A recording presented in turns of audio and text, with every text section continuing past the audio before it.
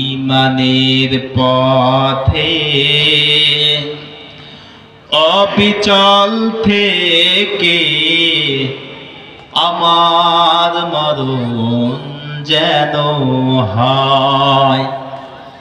ঈমানের পথে আমাদের মৃত্যুটা কিন্তু আমরা কামনা করি, তাই না?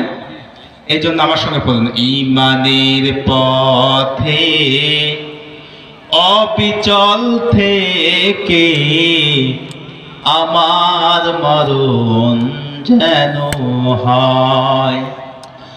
প্রতিদিন মিথ্যের মুখোমুখি হই, বেদিন কাফেরেরা করে হইচই, আজাজিলে সে গোমরাহি পথ করে তোলে মোহময়। ঈমানের পথে অবিচল থেকে আমার মরণ যেন হয়। আলহামদুলিল্লাহ, আল্লাহ পাকের লাখো কোটি শুকরিয়া, যেই মহান মনিব আমাদেরকে জান্নাতের বাগান, বেহেশতের টুকরা আল্লাহর হাবিব বলেছেন। কারণ যেখানে কোরআনের আলোচনা করা হয়, কোরআন থেকে কথা বলা হয়, সেই জায়গাটা আল্লাহ রাসূলের ভাষায় জান্নাতের বাগান। একটু সুবহানাল্লাহ বলি। তাহলে আমরা কিন্তু নিঃসন্দেহে জান্নাতের বাগানের মধ্যে কিন্তু অবস্থান করছি।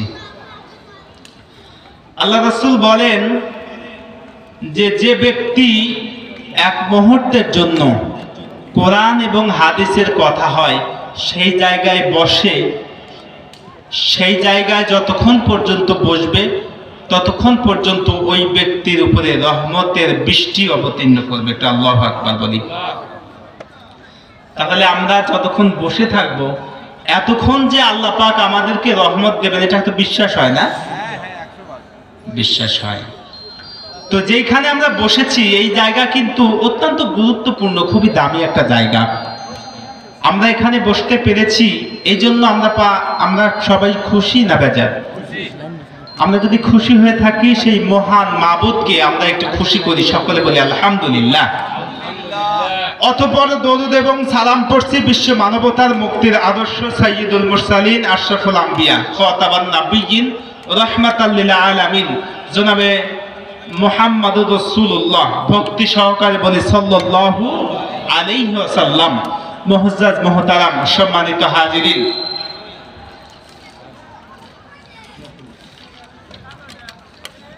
আজকে ঐতিহ্যবাহী বিলইল ইসলামী যুব সমাজ কল্যাণ পরিষদের উদ্যোগে 19তম বার্ষিকী। আল্লাহ পাক আমাদেরকে এই 19 বছর হলো আল্লাহ পাকের কোরআন এবং হাদিস থেকে মানুষের মধ্যে বলা এবং শোনানোর মতো তৌফিক দান করেছেন। এই জন্য আরেকটা কথা বললে আলহামদুলিল্লাহ।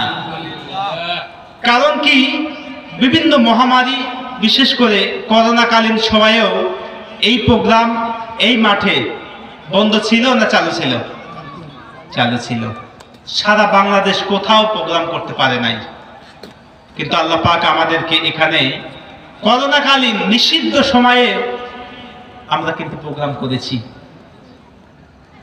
সেই 19তম বার্ষিকী আমাদের যুবক সমাজ ভাইরা যারা আছে অত্যন্ত মেহনত করে, খুবই কষ্ট করে এই জালসাটা পরিচালনা করে।